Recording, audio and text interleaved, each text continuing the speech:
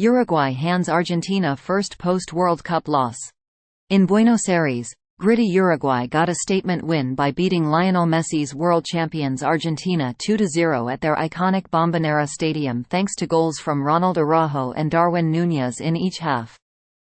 Uruguay were the better side from start to finish, and with the win they climbed to second in the World Cup qualifying standings on 10 points, 2 behind leaders Argentina, who dropped their first points in 5 games in the South American qualifiers and lost their first match since the 2022 World Cup.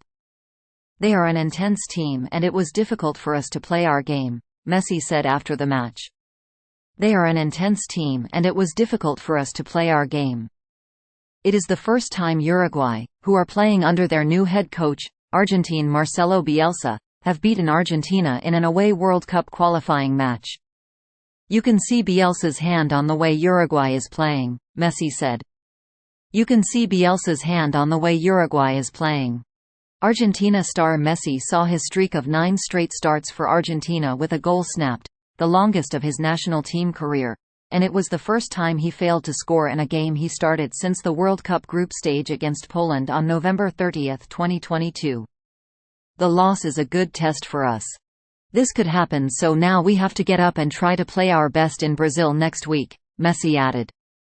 Colombia are third on 9 points, 1 ahead Venezuela, who were held to a goalless draw at home by 6th-placed Ecuador, who are 1 point behind Brazil, who are 5th on 7 points.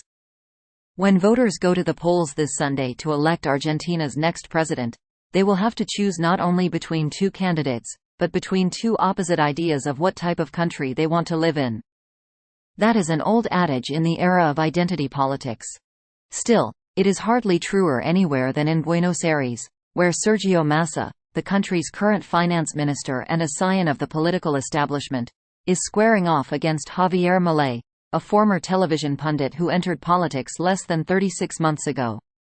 More than 35 million Argentinians will be asked to cast their vote on Sunday on whether they trust Massa to lead the country out of its worst economic crisis of the past 2 decades through familiar policies that have failed before, or to dive into the unknown with Milei, who proposes the radical idea of ditching the Argentinian peso in favor of the US dollar as national currency.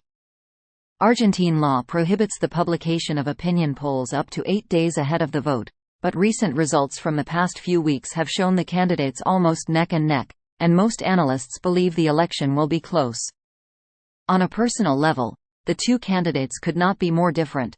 Massa is a family man who has dreamt of becoming a politician since he was 11 years old and has spent his career in and out of elected office. Milei lives alone with 5 English Mastiffs, all genetically identical clones from a previous pet, and was elected to Congress in 2021.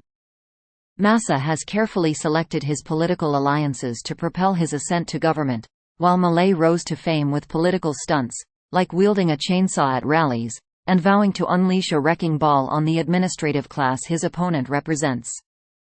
Thanks for watching NY Sports News. Stay tuned for more updates.